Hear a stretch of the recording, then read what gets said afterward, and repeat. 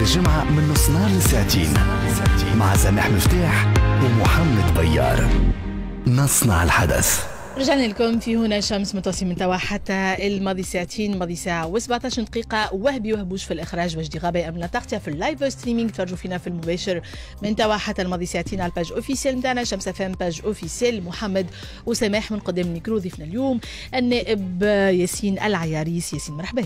أهلا وسهلا، مرحبا بك ومرحبا بسادة المستمعين، وسعيد أني لأول مرة نكون حاضر في شمس فام لا قبل الثوره، لا بعد الثوره ب9 سنوات. اول استدعاء هذا في بلاتو شمس فام ان شاء الله. موش الله. مرحبا بك ياسين العياري. باش نحكيو بعد شويه على مصير حكومه الياس الفخفاق، نحكيو ايضا على الجدل اللي احدثوا مطالبه بعض النواب بجواز سفر دبلوماسي. لكن قبل خلينا نبداو باللي صاير في حركه امل وعمل. 20 عضو استقالوا من اعضاء الفريق في نابل، والمستقيلين يقولوا انه ياسين العياري متفرد بالراي، يحكم وحده، يتخذ القرارات الكل وحده، واللي يعارضك تشوهه بنشر الإشاعات. ما هو ردك ياسين العياري على الاتهامات هذه اللي جاية من أعضاء فريقك السابق؟ يمكن أنك تلقى لي ألف عيب، ممكن تلقى في أمل وعمل كحركة فتية آلاف العيوب، هنحسن في روحنا كل يوم، إلا الحكاية هذه الاستفراد بالرأي. الحاجة الباهية عنا أنه كل قرار اتخذ كلهم اتخذوا بالتصويت المباشر، مش بتاع مكتب سياسي ولا بتاع 4 من الناس، بتاع جميع الأعضاء. ونزيد نقول لك في كل هذه القرارات الرأي نتاعي كان أقلي وما تعداش. شكون صوتوا في رئيس البرلمان، شكون رشحوا رئيس الحكومة، شكون نختاروا رئيس الحكومة، كلهم. يعني رأيك ماهوش محدد، ماهوش موجود أصلا. عندي صوت كيما صوت أي عضو آخر، وفي كل التصويتات اللي صاروا قراري أقلي. تجي تلقانا حاجات أخرى، عندنا حاجات نحسنوا فيها ونخدموا عليها، وعمرنا ما قلنا اللي احنا برفي، بالعكس بعاد برشا برشا برشا. أما الاستفراد بالرأي هذه يا سيدي هاو تحدي علني. احنا خاطر نعملوش نقول علني، لأنه التصويت نعملوه نوصلوه مش كان لأعضاء الحركة، للعموم، للناس الكل. ما علاش الاتهامات هذه؟ هذا يسأل لمن قام بها. انا اللي خرج من عندنا نتمنى له كل التوفيق. لا احنا جوستومون خاطر مانيش نحكيو فقط على تصريحات، نحكيو مثلا على النائبه عن حركه امل وعمل ايمان بطيب اللي استقالت من الحركه وقررت انها تواصل عملها تحت قبه البرلمان كنائبه مستقله، وكامل فريق حركه امل وعمل في نابل 2 اللي قرروا نابل 1 اللي قرروا الاستقاله من الحركه، وقالوا بأن الخطوة هذه تأتي جوستومون على خلفية تفرد مؤسس الحركة بالرأي اللي هو أنت. أنا سيدي هاو سؤال، أعطيوني قرار واحد فقط اتخذ دون تصويت وأنا سأستقيل اليوم من هذه الحركة، واحد برك، مش 2 ولا 3، واحد برك. أعطيني أنت مالا علاش نعمل الاستقالة هذه، مكتب كامل ونائبة تستقيل. أنا أعلق على الأسباب المقدمة. كما قلت لك احنا حركة فتية، فينا كثير من العيوب، فينا برشا حاجات نصلحوا فيها. الاستفراد بالرأي هذا أراه اتهام ظالم جدا، وفيه كثير من باش نقول ربي يهدي وجهه، لكن نجي تهمنا بأي حاجة أخرى والله نسمعوك. علاش نتسائلوا؟ هل ما نعرفش بالك ياسين العياري وعد الناس هذوما بحاجات باش بالك هما طمعوا في حاجات وما لقاوهمش دونك استقالوا، لأنه اتهامات كما هكا ياسين العياري معني اتهامات خطيرة. متفقين، لكن للأسف الاتهامات هذه يسهل إثبات عدم صحتها. أنا أتحفظ ديما على الكويزين نتاعنا، تما حاجات مش اللي يخرج منا نسبوه، لا يخرج منا مهما كان جراس الخلاف نحترموه ونتمنى له التوفيق، ونقولوا له بيعطيك الصحة، ونقولوا له إذا سحقيتنا اليوم أنت ولد الدار البارح واليوم وغدوة احنا نخدم مع جميع النواب، خلي ولد الدار قبل، فمرحبا بيك وعلى ذمتك. لكن الاتهام بالتفرد بالرأي كما قلت لك، يمكن أي اتهام آخر والله فيه درجة من الصحة، فيه نسبية نسمعوه نصلحوه واحدة، إلا هذا. يعني خليني قلت لك في كل القرارات كان رأيي أقلي، واللي نصوت له انا ما يتعداش، ومع ذلك نقبل، وكل شيء كان منشور للعموم، ما عندنا حتى راي ولا قرار اتخذته. كل القرارات اتخذت جماعيا، لانه احنا عندنا ديمقراطيه الشروكيه في حركه امل، هذه من الديانه نتاعنا، في التكوين نتاعنا، كل شيء يتخذ جماعيا. انا اتمنى لهم التوفيق اللي مشاو، ونحاول نقول لهم تقعدوا اخواتنا واصحابنا وخدمنا مع بعضنا وعندنا ملحمه مع بعضنا في اي يوم ولا اي مرحله تستحقوا مساعده. ارشاد. رجعتوا رواحكم تحبوا ترجعوا، الباب مفتوح. احنا عمرنا ما كنا ساكت في امل وعمل. اللي يخرج يقولوا بالسلامه، اللي يحب يرجع يقولوا مرحبا بيك. ماناش ساكت، بالعكس الباب مفتوح للجميع. ونعاود نذكر اللي كل قراراتنا منشوره مش لاعضاء الحركه بل منشوره للعموم، ويسهل التثبت من هذا. نرجع لقبة البرلمان. واسم ياسين العياري أثار ضجة في الفترة الأخيرة، والسبب هو شتم وتبادل للتهم بين النائبين، النائب عن حركة أمل وعمل ياسين العياري والنائب عن ائتلاف الكرامة عبد اللطيف العلوي، وتدوينات وصفت بأنها فيها كلام ما يتقالش ياسين العياري، فيها شتم متبادل. كنت حتى يعني حكيت أنت واتهمت حتى زميلك النائب بإيحاءات نتاع مثلية جنسية وغيره. الشيء هذايا اللي اليوم ماذا بينا نفهم شنو الخلفية نتاعو، وعليش نقراو على لسان نواب يمثلوا النخبة كلام من النوع هذا. ياسين العياري خلينا نتفقوا على حاجة، اللي اتهم الزميل بالمثلية الجنسية مش أنا، بل زميله في الكتله ولا في الوحده نتاعها قبل ما يخرج منهم، خرج منهم هو اللي اتهموا بذلك. ارى من الظلم انك تقول لي انا اتهمته، انا لا عندي ناقل الكفر ليس بكافر، نقلت الاتهام. فعمري ما عندي مشكله مع المثليين ولا غيرهم.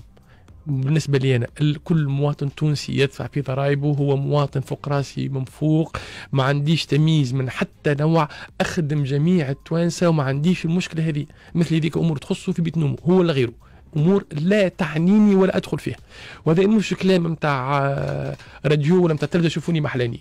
يوم اللي تعرضوا مثليين مشاكل في تونس كنا 217 نائب، ما كناش 217 نضربوا على حقهم باش ياخذوا الدواء ولا باش ياخذوا الشهاده الطبيه نتاعهم ولا باش ياخذوا حقوقهم كامله. كيف نهار جات مناقبه في الميناء ما كناش 217 نائب. بالنسبه لي انا التصنيفات نتاع هذوما باهين وهذوما خايبين لا تعنيني. ثم وناكل في السبره بالنسبه ثم تكون بالنسبه لي المناقبه ذيك ارهابيه شبيك ماشيلها، وهذا المثلي شبيك ماشيله لا هذا مثلي خاطير ما عندوش حقوق. بالنسبه لنا كل مواطن تونسي مكتمل الحقوق والواجبات فعلا لا قولا.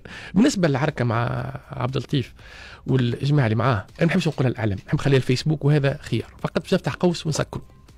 ثم مجموعه من الناس استباحت الجميع، سبان تطيح قدر ومسيبين فيها يبرطعوا لا حسيب ولا رقيب.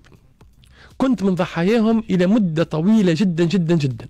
لا فهموا لا بالغمس، لا فهموا لا باللي يهديكم يصلح رايكم، لا فهموا لا بحتى طريقه اخرى. شنو هي الخلفيه؟ علاش الاسباب؟ نتعرف عنها بالذات، مش انا بالذات، لم يسلم منهم احد. باهي انا مسؤول عن نفسي. اليوم عندك مشكل مع عبد اللطيف العلوي ولا مع ائتلاف الكرامه؟ مع ائتلاف الكرامه بس 4 كعبات فيه. الناس هذوما لا خلاو عارض يجبدوه، اشاعات وخرجوه، سبان وعملوه. فماذا قلت؟ هذوما ناس الله غالب بما انهم يسخيبوا عندهم المونوبول نتاع القباحه، سامحوني في الكلمه، واستباحوا الناس الكل هذوما فصايل مسيبه في البلاد، الناس كل خايفه منهم او تتقي شرهم او حتى حد ما يحب يدور بهم. فماذا قلت؟ يجب ان يتوقف هذا حالا. تخيل كنت سعيد بما اكتب، فرحان في اللي نكتب فيه. عندي عامين في البرلمان رتوشي مني ربع. سؤالي كنت مقتنع؟ انا نرجع لك الاقتناع. رتوشي مني عامين في البرلمان ربع كلمه خارج على الاطار، لكن راهو درء المفسده اولى من جلب المصلحه. فماذا قلت؟ فين الرساله؟ يا ناس كان في بالكم ان عندكم مونوبول نتاع البلاد، المونوبول نتاع قرة الأحياء، راهي القباحه سهله. ساضعكم في زاويه ونوريكم انه الشيء هذايا ممكن. والحاجه الباهيه انه صحيح خسرت مرحليا او على مدى قريب برشا عباد بالحكايه هذه، لكن على المدى الطويل خسرت ناس، برشا ناس، لكن اعتقد انه على المدى الطويل ساربح. مش كان نربح، انا تربح الحياه السياسيه كامله. الناس هذوما توفهموا انه ينجم شكون يرد عليهم بالمنطق اللي يفهموه، تو شدوا ببوشتهم ويريدوا ويسيبوا الناس تخدم ارباح. كانت اوبيراسيون بوليتيك حققت اهدافها كامله، كان عندها ثمن، خيرت وقبلت ان ندفع هذا الثمن وتحقق العمليه اهدافها، ويريدوا يخطئونا خلينا نخدم ارواحنا ويتلاقوا في ارواحهم. اعتقد انه هذا تم بثمن باهظ، لكن انا متاكد اللي حتى الناس اللي لمتني اليوم وعندهم برشا حق لما يشوفوا انه بعد اللي صار هذاك الناس هذوما ما يسبوا حد، ما يدوروا بحد، وتتحسن الحياه السياسيه، تقول والله عندك الحق، دفعت الثمن، ثمن باهظ، لكن كي نشوفوا بعد عام وعامين وثلاثه اللي حتى حد ما عاد منهم الناس هذوما يعتدي على الناس، يعتدي على بقيه النواب، يعتدي على بقيه الاحزاب، يعتدي على بقيه الصحفيين، ونشوفوا المناخ السياسي الكل تحسن، نفهموا انه كان شر لابد منه. ما كنت مقتنع بنعمل فيه، ما كنتش سعيد، كنت نعرف ان هذيك الطريقه الوحيده باش الناس هذوما يشدوا تركينتهم ويخطاونا. ما حبيش نجيب الامر الاعلام، خليته حد الفيسبوك، لانه في الاعلام ماذا بينا نتحدثوا في ما ينفع الناس.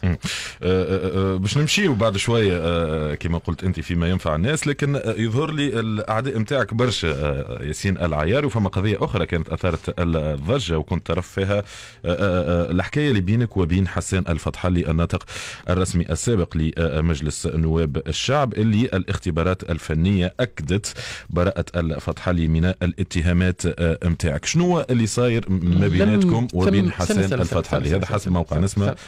موقع نسمة مخطئ.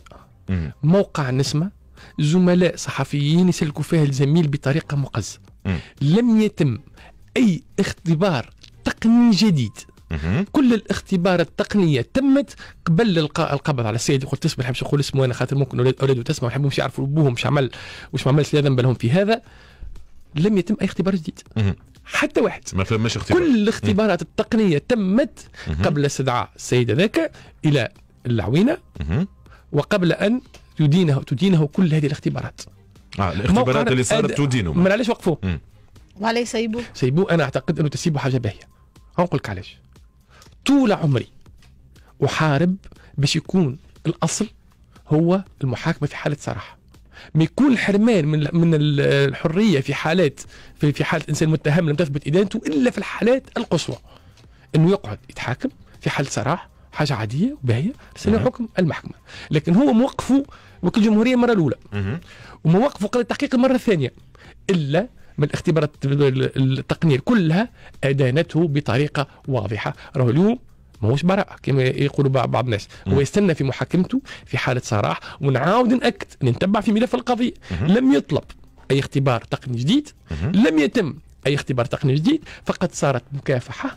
جابوا البنية المضطرة وجابوه هو، أنكر بطبيعة، وصارت حاجة غريبة لا أدري، ربما تصير في العرف القضائي. موقفتي أنا قدام قضية تحقيق في قضية مشابهة، سيد قضية تحقيق طلب من المضطرة ايش قولك نلقاو صلح وتسامحوا وانتهى الموضوع. لا أدري إن كان دور قضية تحقيق، ربما هذاك يصير في العادة، ربما كان ثم سادة قضاة أو سادة محامين يسمعوا فينا يقولنا بالكش الأمر هذا عادي ومعتاد. نعلم أنه حجم التدخلات والضغط اللي في الملف نتاعو فوق الخيال، لكن نحب نوضح حاجة. راهو القضية اللي توقف فيها اليوم هي القضية اللي رفعتها المضطر. قضيتي أنا ما زلت خاطر هي رفعت قضية وأنا رفعت قضية. هذا باش نوضحوا الموضوع. أنا كل ما أتمنى أنه اللي قلت اسمه أنت بكري يتمتع بمحاكمة عادلة له فيها كل وسائل الدفاع، وإذا كانوا مدان يخلص الدين بتاعه ويرجع الاعتبار للمضرين. فما مشكل شخصي ما بينك وبينه؟ أبدا. تعرف ما كلمتوش في حياتي إلا مرة واحدة، لما جاني هو وقال لي راهو الحكاية مش كما تعتقد أنت، وراه تغلط فيك المتربصة، وراه ما تخدمش معانا وكذا. قلت هذا أمور لا تعنيني.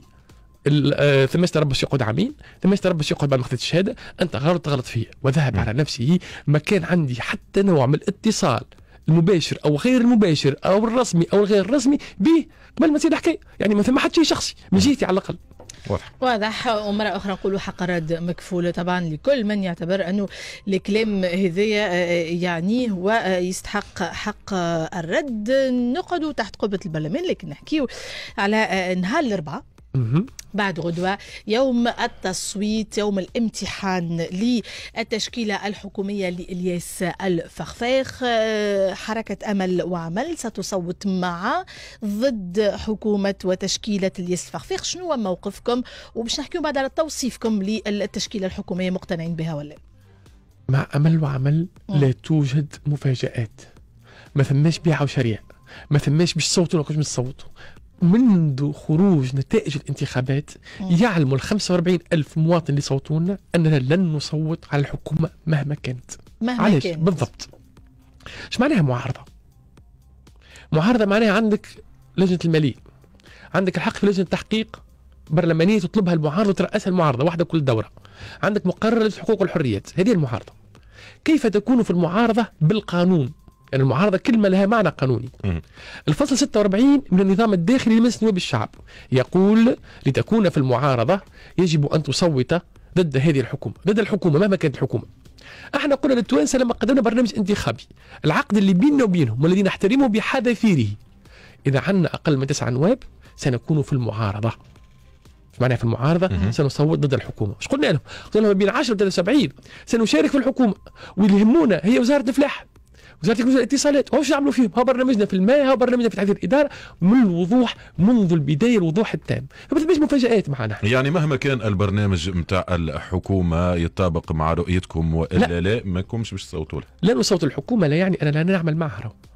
معنا غدوة بعد ما تاخذ الثقة وتقدم أي مشروع أو أي تصور أو أي حكاية نرى فيها منفعة للناس، مش نصوتوا لها بركة، نرى معاها بالبنية، ما عندناش العقد والعقيدة الظراهر أنا ضد ذاك معناها ولو مهما كان يجيب احنا ضده، لا سنتعامل بإيجابية. وكان تلاحظ في البرلمان اللي فات تصويتي صوت معاه ضد النهضة، معاه ضد النداء، معاه ضد الشاهد. لما يستحط قدام مشروع القانون ما يهمنيش من قائله، نشوف هل في القانون هذايا هناك مصلحة المواطن التونسي دافع الضرائب أو لا. إذا فيها مصلحة نصوت بنعم بدون أي عقد، وهذا منهج وطريقة عمل.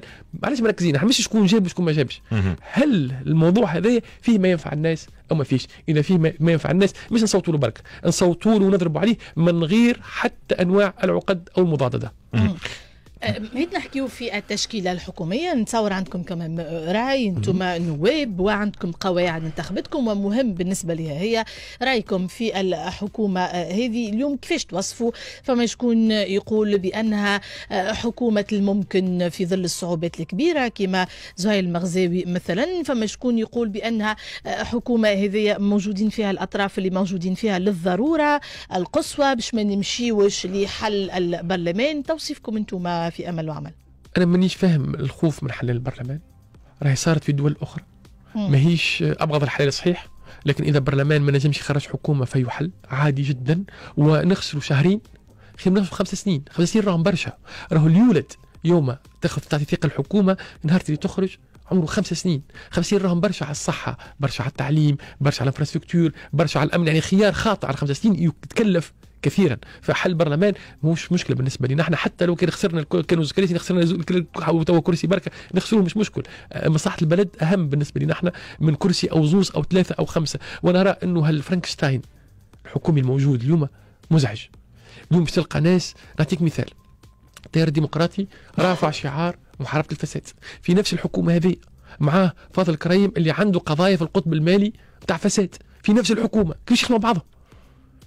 أمر معروف اللي نقلوه من دولة الاتصالات حطوه في وزارة أخرى، أنا شخصيا مقدم به قضايا فساد، صحيح يقعد بريء تثبت إدانته، لكن هنا احنا نحكيو على وزير، على شموات. يا أخي عقرة البلاد ما لقيتوش إنسان ما عندوش شبهة فساد، يعني تلقاها الحكومة هذه.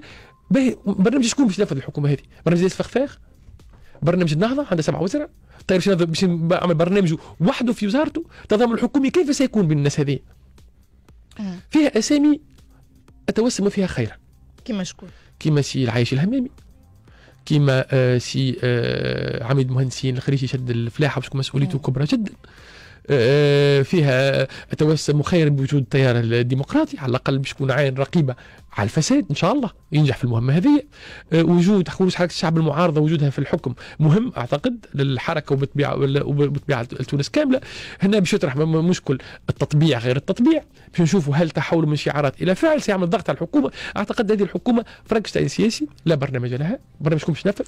اكل كلام الكبير يتقال في الحملات الانتخابيه نتاع الحزب الكل ألقي في سلسلة المهملات. نحن لا نرى السياسة هكذا، نرى السياسة تقدم برنامج انتخابي. اليوم دخلت في حكومة ترجع للناس تقول لهم ها برنامج الانتخابي باش ننفذ منه كان النقطة هذه والنقطة هذه والنقطة هذه والنقطة هذه، لأني في ائتلاف حكومي. هذا ما صارش. اليوم مش نقعدوا نستناو باش يجينا ناس فخفاخ من 4 باش يطرح طريقة عمل نتاع الوزراء نتاعو، سنسمعوا منه، سنصوت ضده، ما اختلفناش، لكن سنتعامل بإيجابية، سنكون قوة اقتراح.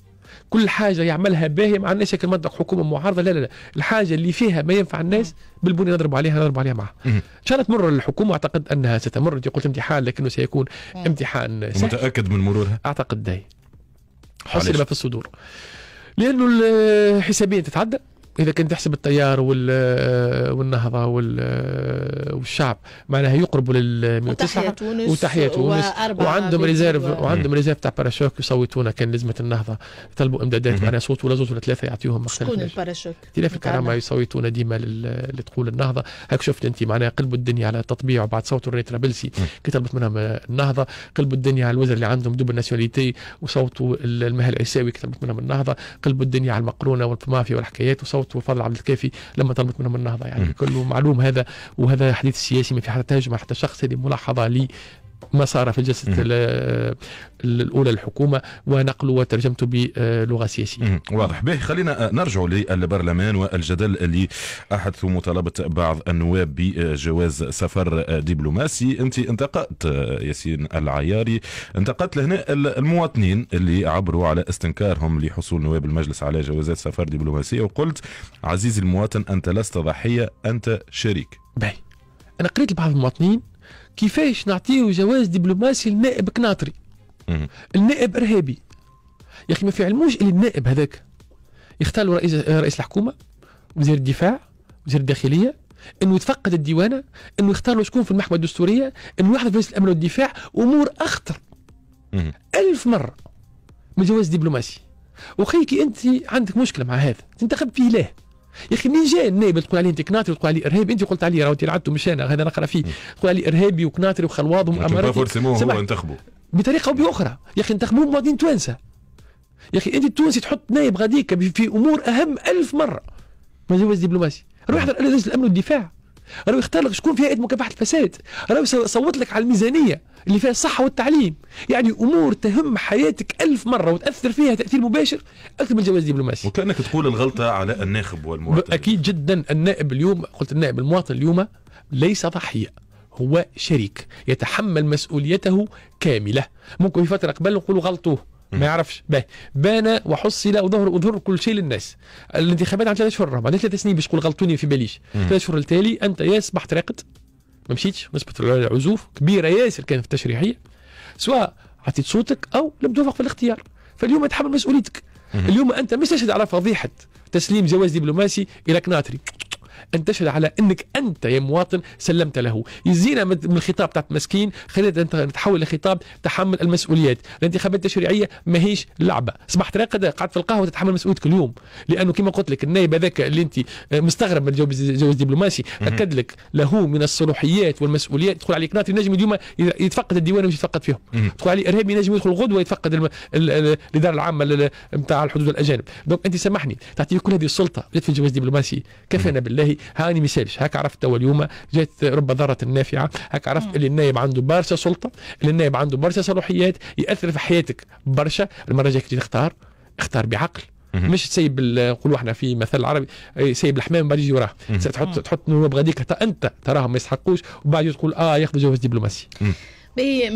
في إطار تصريحاتك ياسين العياري كنت سرحت وتوجهت بالخطاب لراشد الغنوشي وقلت له إذا أردت أن تعبث فاعبث بصفتك رئيس النهضة للبرلمان، وكان هذا على خلفية طلب استشارة من هيئة مراقبة دستورية ومشاريع القوانين حول مسائل دستورية، وقلت اللي قام به الغنوشي خطير جدا. نعم هنا نحكي قانون وأنت رئيس مؤسسة تشريعية، كيف تخالف القانون؟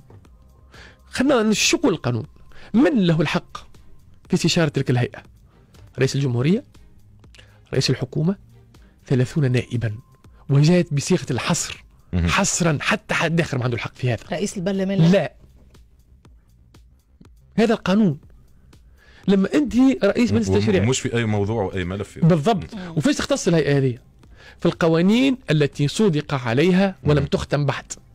واضح القانون يا أخي. إذا رئيس مجلس النواب يخالف القانون لمن يسيء؟ هو يسيء لنفسه دكورته، لكن يسيء ماذا؟ أيضا ماذا؟ لصيفته والمجلس التشريعي كاملا.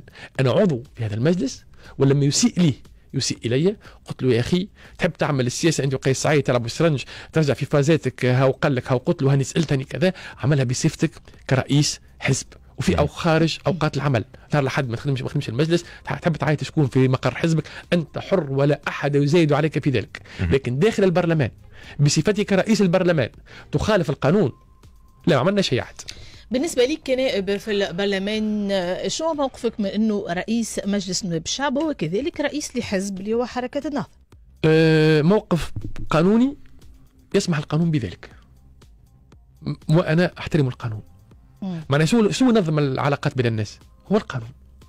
القانون يسمح بذلك، داكورد على الراس، لكن ارى فيه اشكال. ماذا يصير؟ القوانين تنقح. اليوم انا عضو في اللجنه التي تخدم على النظام الداخلي. صحيح ما حضرت معهم حتى جلسه لاني كنت في راحه مرضيه، لكن سأقدم هذا الاقتراح. نقولوا السيد اللي ياخذ شرف رئاسه البرلمان يصبح يمثل كل البرلمانيين، يمثل مؤسسه في كل مكان. اعتقد انه من الاسلم انه يكون كما رئيس الجمهوريه بعيد على كل تجاذبات. اعتقد انه جماعه النهضه لن يعارضوا هذا، بطبيعته عنده مؤتمر على قريب، دونك ما عادش يصير الاشكال مع راس الغنوشي في شخصيه او في ذاته. احسن الحالات اذا كان وافقوا، كانت عندهم شجاعه باش يوافقوا، باش يعطوا الموضوع حتى يصادق على الامر بعد المؤتمر نتاعهم، وهكذا نحطوا للتشريعات الجايه تكون احسن. كيفاش يصير هو القانون مش حاجه جامده، نحطوا حاجه نجربوها نلقاوها مشاتش، فنقعد نعملوا عليها تنقيح ويقع تحسين القوانين دائما وكل يوم، وهكذا تكون عندنا ديما قوانين خير.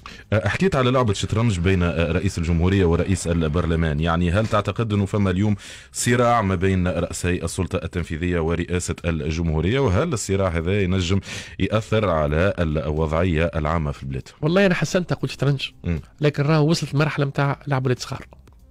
معناها رئيس الجمهورية يدعو على اجتماع على زيت الزيتونة، يجي راس الغنوش يدعو اجتماع يجيب الوزراء في المكتب على زيت الزيتونة. صراع في تأويل الدستور.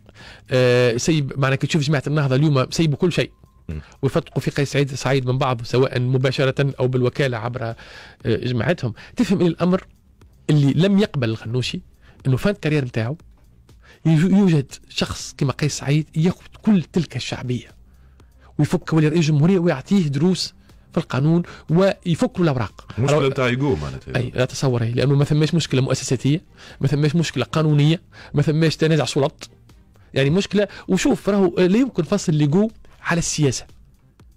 في العالم اجمع راهو الشخصيه السياسيه اللي مع الناس اللي مع الشخص ما عندوش ايجو شايف نفسه. الصراع اليوم بين قيس سعيد وراشد الغنوشي هو شعبيه قيس سعيد. شعبيه قيس سعيد انه فكوا الاوراق، لانه شوف الغنوشي كان يحكم يتكتك يتصرف، يجي قيس سعيد يفك الحكومه هذه والحكومة الثانية واللي على الأوراق الكل عنده. هو راه الغنوشي أنه صبر كثيرا ليصل أنه مالك كل الأوراق. يوم وصل إلى ذلك جاء قيس سعيد من العدم وفك له كل شيء، ويرى أنه أحق بالشعبية أو السلطة اللي يملكها قيس سعيد أو الحب اللي يملكه قيس سعيد من قيس سعيد. فلذلك كان قلت لك معناه مؤسف أنك تلقى الذباب الإلكتروني، سميه ذباب إلكتروني، موجه سهامه لشكون؟ قيس سعيد. وأنا أعلم أنه الذباب الإلكتروني مأمور من الشكك لا يختاروا أهدافه كيك. هناك معناها علاش الغنوشي خاف من حل البرلمان؟ لأنه يعلم أنه صراع مع قيس سعيد أدماه باش ينقص الشعبية متاع النهضة، فيرى أنه قيس سعيد خطر حقيقي على النهضة. فولا تعارك هذه متاع ولاد صغار، تحبوا تعاركوا حق السياسة عركة. احنا ما بدناش السياسة، ناس بدل العرك بالسلاح وبالكرتوش وبكذا بمناورات سياسية. لكن الفرق بين راشد الغنوشي وقيس سعيد اللي قيس سعيد يحترم المؤسسات، يلعب في اطار، في حين كي يجي راشد الغنوشي ويستعمل مؤسسات رئاسه البرلمان او البرلمان باش يخالف القانون. اعتقد انه نقطه اضافيه اخرى تتحط لقيس سعيد تو سكور 4-0.